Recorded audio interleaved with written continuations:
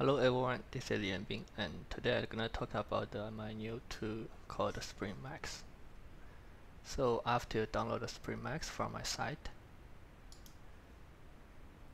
you will see these two scripts and the icon folder in the zip pack.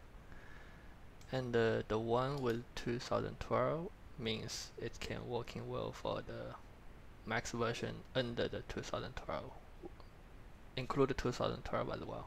And the one without the number can working with the newer version of 3D Max, like 2013 and newer. So right now I'm using 2012 for the example. So I can just use this one to drag into the viewport. Then you will see the script. I have two monitors, so it's appearing in the another monitor. I will drag it in. So this is the user interface of the script. It's pretty the basic function is pretty similar with the SpringMagick script, which is another Spring tool.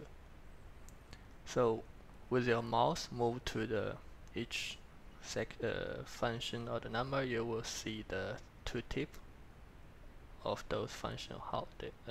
What's the meaning of that? So even without this tutorial video, you still can have basic idea how it's working.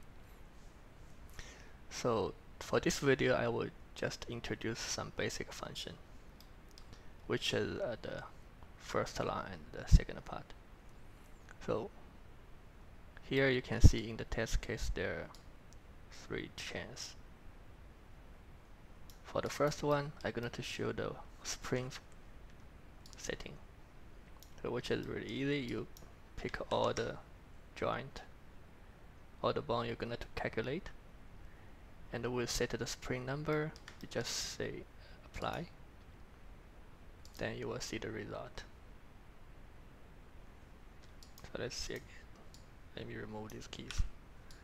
So previously it's like a stick, and after calculating, it will have sprinting follow through effect. So if you want a looping result, you just click on this loop.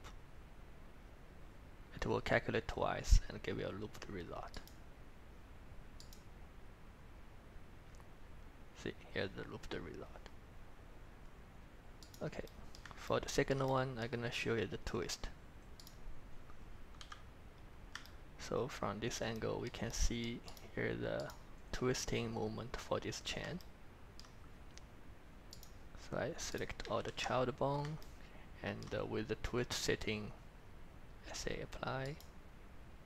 I also click the loop as well, so you will see a looped twist result. From this angle, you will see more clear. Then follow the parent twist. So the twist can for sure working with the spring. So I can edit the parent movement to make it go side a bit to trigger waving, and then do the calculating. So here is a twisting and the waving result. So this bouncing one is gonna show the flex. The flex will extend the skeleton to make it like a more scratch and stretch feeling. And all the stretch is based on the transform, so no worry on if it will scale the skeleton and cause some other issue. So with that, let's keep the flex 0 and see what's the default result. Yeah, let me turn off the loop. So without flex, you will see something like that. It's just follow through the parent movement. Then with slow, you can see the length of chain didn't change, but with the flex, let's try again. See the bone chain being stretched. Here will be more obvious. If I extend the calculating, you will see the whole result.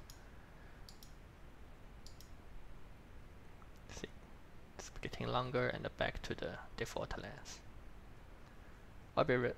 Of course, this result can be looped as well. So let me just for the 40 and hit the loop.